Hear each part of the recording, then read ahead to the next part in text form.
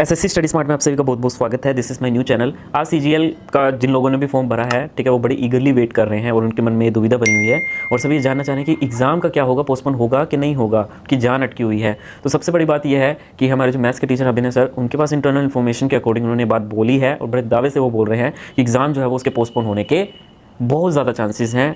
100% chances वो बोल रहे हैं कि हैं चांसेस।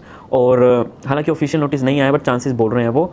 और दूसरी बात यह है कि आपका जो सीजीएल का एग्ज़ाम होता है बड़े लेवल पे होता है। मैं इसलिए बोल रहा हूँ कि एग्ज़ाम पोस्टपोन होने के चांसेस हैं, वो ये हैं क्योंकि सीजीएल का जो एग्ज़ाम होता है बड़े लेवल पे होता है। अभी जैसे ये प्रोटेस्ट इतना चला, टीचर्स ने प्रोटेस्ट किया बड़े लेवल पे, मीडिया में भी हाईलाइट हुई चीज़ें।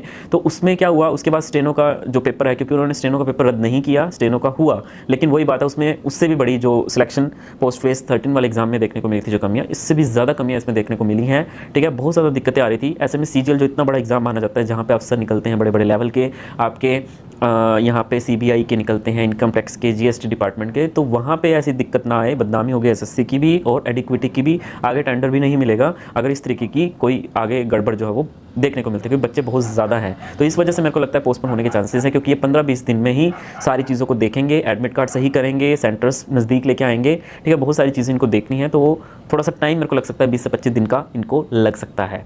ठीक है, सितंबर और फर्स्ट वीक में या फिर 28 अगस्त से बोल रहे हैं टीचर अभिनय सर।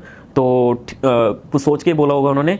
तो यहाँ पे ये मेरे को लगता है कि ऐसा कुछ होने का चांसेस है। लेकिन मैं आपको यही बोलूँगा 10 से 15-20 दिन में आप क्या ही कर लोगे, तैयारी आप लंबे टाइम से करते आ रहे हो, ठीक है, अब तो सिर्फ रिवीजन का ही टाइम बचा है। तो अपनी तैयारी जो है वो उसी तरीके से करके रखिए जैसे आपका 13 को ही एग्जाम हो। हालांकि अगर आपको और टाइम मिलता है तो आप लोगों के लिए अच्छी बात है। और एग्जाम की तैयारी बिल्कुल वैसे करिए, क्योंकि पैटर्न बहुत ज़्यादा टफ आ रहा है। टीसीएस के अकॉर्डिंग मत करना। जो पहले एग्जाम आपके देखने को मिल रहे हैं सिलेक्शन फेज में भी, रिव्यू आपने देखा ही होगा, और आपका जो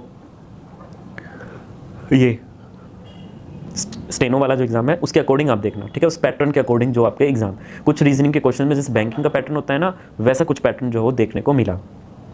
तो इस चीज़ पे भी हम डिस्कस करेंगे किस तरीके का पैटर्न मैं ओवरऑल दोनों का कंबाइन करके आपको बता दूंगा, ठीक है। और साथ में ये कहना चाहूँगा कि भाई जो आपके साइंस का जो पूरा कोर्स मैंने बनाया हुआ है, बायोलॉजी, फिजिक्स एंड केमिस्ट्री, उसमें मैंने 10th लेवल तक का बनाया हुआ है, ठीक है, क्योंकि +1 +2 बहुत ज़्यादा बड़ी है। अगर 1-2 क्वेश्चन आ भी जाते हैं तो उसके लिए पूरी +1 +2 पढ़ना, ठीक है, मैं तो कहूँगा कि ये कोई सही चीज़ नहीं है, ठीक है।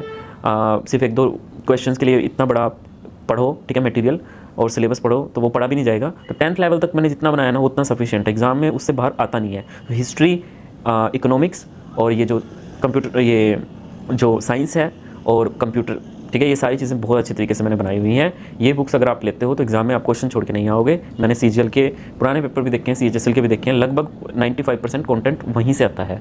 तो बड़ी रिसर्च करके बनाई है। आप प्लेलिस्ट में चले जाइए, आपको सारी चीज़ें मिल जाएंगी, दिख जाएंगी अगर आपको लेना है वो, ठीक है। और ये वीडियो ज़्यादा से ज़्यादा शेयर कीजिए, चैनल को सब्सक्राइब कीजिए। धन्यवाद।